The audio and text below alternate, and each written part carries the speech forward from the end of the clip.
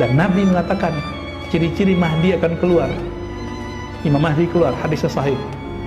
Apabila bumi dipenuhi dengan kezaliman, maka tunggu Mahdi akan muncul membawa perdamaian dan keadilan. Kapan itu? Wallahu a'lam bishawab. Ya, kita serahkan ilmunya kepada Allah. Nah, kalau beliau sudah ada sekarang, kita nggak akan kenal dengan mudah, Pak. Kenapa? Nabi mengatakan yuslihullahu fi lailah.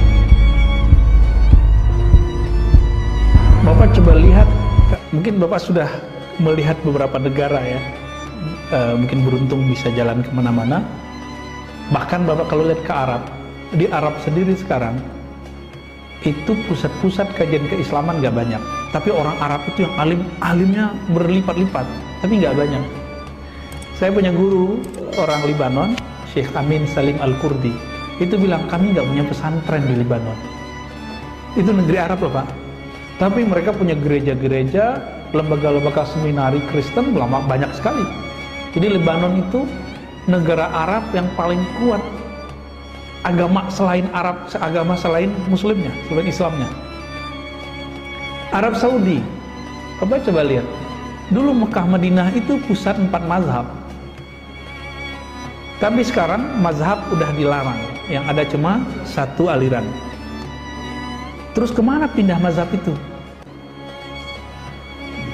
Dulu di Jabal Abi Kubais itu orang latihan rohani, Pak, latihan zikir di sana. Muncullah aliran-aliran tazkiyatun nufus atau tasawuf atau tarekat. Sekarang dianggap musyrik di sana. Terus kemana pindahnya? Gitu. Terakhir ada sekolah yang masih mempertahankan kajian Islam pra, dikuasai oleh negara Saudi sekarang, namanya Saulatiyah. Tapi beberapa tahun ini sudah dirubah paksa kurikulumnya oleh pemerintah. Itu terakhir pertahanan ahli sunnah yang moderat di kota Mekah. Udah nggak ada lagi Pak. Akhirnya sekarang guru-guru kita di sana itu kalau ngajar kitab akidah aja, kitab fikih, cover yang sudah ditentukan dari pemerintah, tapi isi dalamnya sudah diganti supaya nggak ketahuan. Kalau ada sidak, kacau Pak, bisa masuk penjara. Terus kemana perginya? Itu udah pindah kemana-mana Pak, udah pindah ke Maroko, udah pindah ke Turki, udah pindah ke India, udah pindah ke Yaman. Dan yang paling banyak pindah keturunan Rasulullah, pindahnya ke Indonesia. Makanya Al-Habib Omar dan Habib yang datang ke Indonesia, mereka kaget. Kok buyut-buyutnya, kakak buyutnya, itu banyak yang dikubur di sini. Ya, saya tanpa sengaja 2 tahun sebelumnya itu mengunjungi mahasiswa saya yang buka kajian zikir di sana, terus kita kasih dia otoritas lah untuk membuka kajian zikir. Kita namanya ijazah. Hafiz Quran. Lalu saya bilang, tolong temenin saya ziarah ya. Pertama saya cuma niat ziarah ke satu tempat, mau melihat gimana sih sejarahnya. Kita kalau nggak melihat tempat kan nggak kebayang, nggak terimajinasi perkembangan Islam di sana.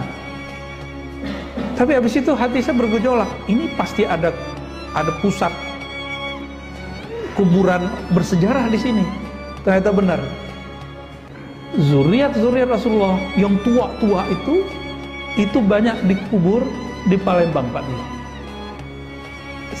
Al-Habib Ahmad bin Idris Al-Idrisi, Masya Allah ya. Itu banyak di sana, Palembang.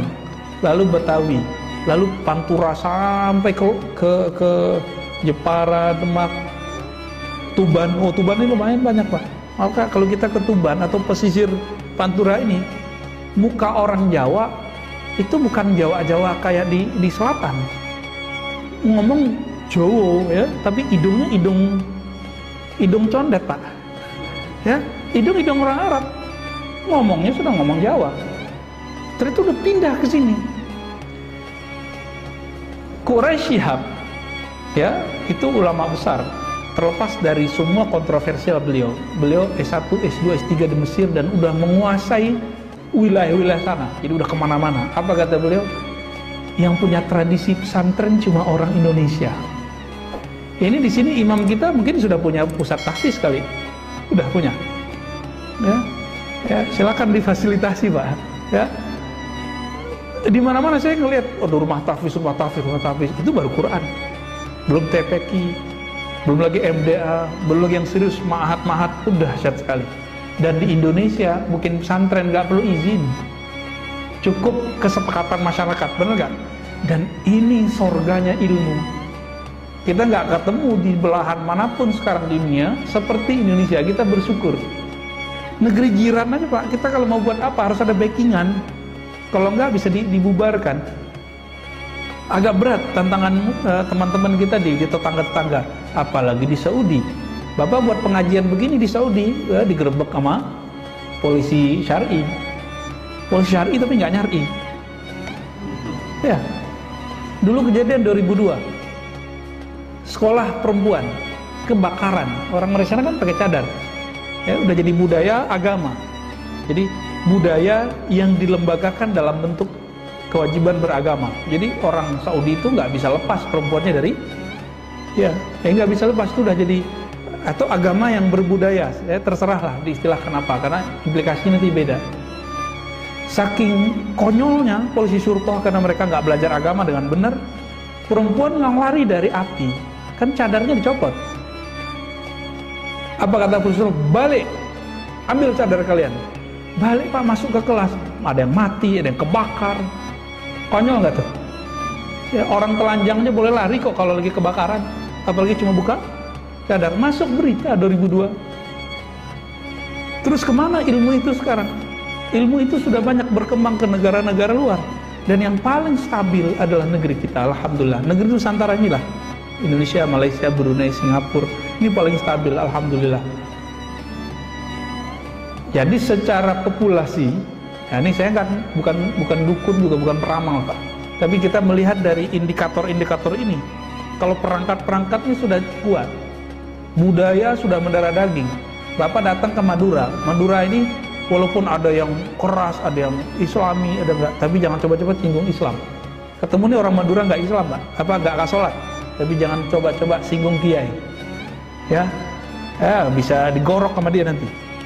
Apalagi sekarang kejadian orang buat karikatur Nabi, dia bisa kebayang. Tapi keturunan Rasulullah dari Yaman, Habib Omar, Habib Ali Al-Jufri menyarankan jangan main fisik, jangan emosi. Ya. Kembali ke tadi Pak. Terus kita ke depan gimana nih?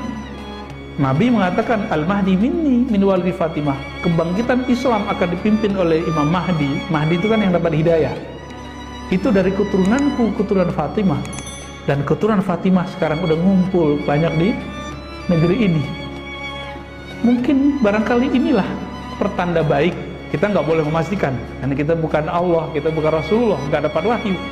Barangkali inilah kesempatan besar untuk menyongsong kebangkitan itu. Nah, semoga nih Bapak ini termasuk orang-orang yang ikut dalam pergerakan ini nanti. Ya, kan kita nggak tahu nih, apakah Bapak ketemu zamannya atau enggak. Nggak tahu kan? Siapa tahu besok meninggal kan? Ini kalau dunia resesi, apa yang kejadian Pak nanti? Krisis ekonomi di mana-mana, tuah negara hilang, batas teritorial antar negara semu. Maka koloni-koloni besar yang ingin menguasai dunia ini akan memenuhi dunia dengan kezaliman. Mereka yang disebut tentara Dajjal. Dan Nabi mengatakan ciri-ciri Mahdi akan keluar. Imam Mahdi keluar, hadis sahih. Apabila bumi dipenuhi dengan kezaliman, maka tunggu Mahdi akan muncul membawa perdamaian dan keadilan. Kapan itu? Wallahu a'lam bishawab. Ya, kita serahkan ilmunya kepada Allah. Nah, kalau beliau sudah ada sekarang, kita nggak akan kenal dengan mudah Pak. Kenapa? Nabi mengatakan yuslihullahu fi lailah. Nabi Muhammad saja Allah sembunyikan, Allah buat lalakon kepada Nabi Muhammad. Jadi tukang jaga ternak, pedagang, ya kan? Tinggal di tempat Halimah Sa'diyah. Itu semua lalakon semua Pak, supaya orang nggak kenal siapa namanya Muhammad, Rasulullah, calon Nabi. Begitu juga nanti Al-Mahdi itu. Mungkin ada di negeri kita, negeri mana, ya kelihatan sama orang. Sampai nanti Allah islah, baru ketahuan. Dan semoga negeri kita siap untuk menyambut itu. Ya, Ya, dan ini bukan cerita dongeng, hadis-hadisnya sahih. Ya,